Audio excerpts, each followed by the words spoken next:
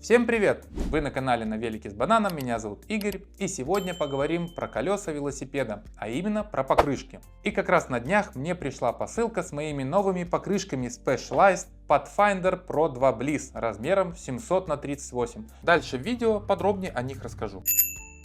Если вы ездите давно, то для вас не будет секретом то, что шин на велосипед огромное количество, и они отличаются по сезонности и по типу покрытия. Но если вы только начали задаваться вопросом, какие покрышки выбрать и почему одни выглядят как сосиски, а другие похожи на зубастого монстра, тогда это видео поможет вам разобраться в этом вопросе. Каждая покрышка отличается в первую очередь размером. Если с диаметром все понятно, смотря какой у вас обод, 26, 27,5 или 28 дюймов, то именно такого диаметра покрышку и надо брать. Но есть еще ширина шины, которая также влияет на качество езды. Наверное, главное, что надо знать про ширину, это то, что чем уже покрышки, тем выше скорость, но тем меньше сцепление с дорогой.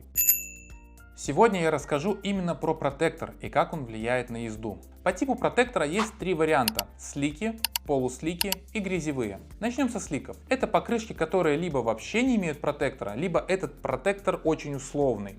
Чаще всего такие покрышки узкие, шириной от 19 до 30 мм и устанавливаются на шоссейные велосипеды. Для городских велосипедов часто используются слики шириной от 30 до 40 мм.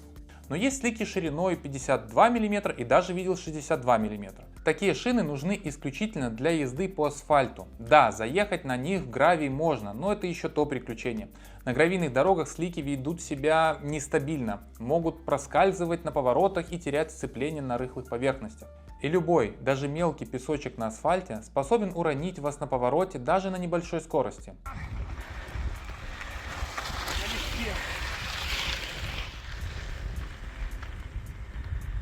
Так что слики подходят тем, кто ездит только по асфальту, хочет максимальной скорости и не заезжает в сложное покрытие. Ну или для тех, кто любит экстрим.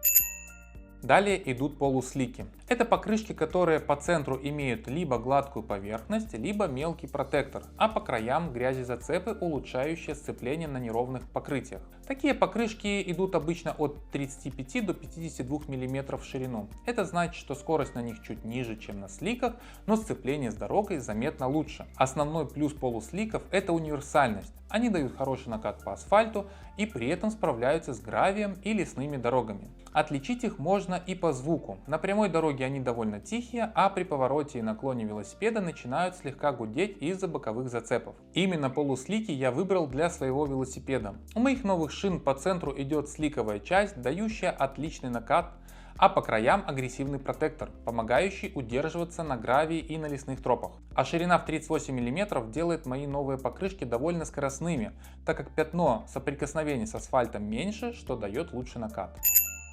И переходим к грязевым покрышкам. Это те самые монструозные покрышки, которые созданы для жесткого бездорожья. Обычно они шире 50 мм, а протектор у них высокий и равномерно распределен по всей поверхности шины. Они нужны для сложных условий: грязь, снег, песок, лесные тропы, каменистые спуски и подъемы. Зацепы глубоко вгрызаются в покрытие, что не дает велосипеду упасть. Но ездить по асфальту на таких шинах неудобно. Они имеют высокий коэффициент сопротивления, быстро изнашиваются на твердом покрытии и на них гораздо сложнее разгоняться. По звуку они всегда гудят на твердом покрытии и когда едете прямо, и на поворотах. Ездить долго по асфальту они не предназначены. Если асфальт ваша основная поверхность, лучше выбрать полуслики или слики.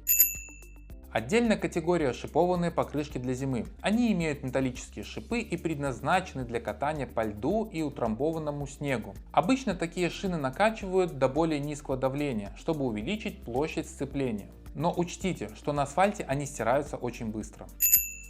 По конструкции покрышки бывают двух типов. Жесткие с бортировочным тросом, продаются в развернутом виде, их нельзя сложить, они стоят дешевле, но весят больше. И кевларовые, они легче, но дороже и могут быть свернуты. Это отличный вариант для туринга, их можно спокойно возить с собой в рюкзаке. Конечно, это только базовая информация о покрышках. Есть еще разные технологии защиты от проколов, составы резины и многие другие параметры. Но для начала, на мой взгляд, этой информации будет достаточно, чтобы выбрать оптимальные покрышки под ваш стиль езды. Подписывайтесь на мой канал, пишите комментарии, ставьте лайки, это помогает развитию. До новых видео, пока-пока!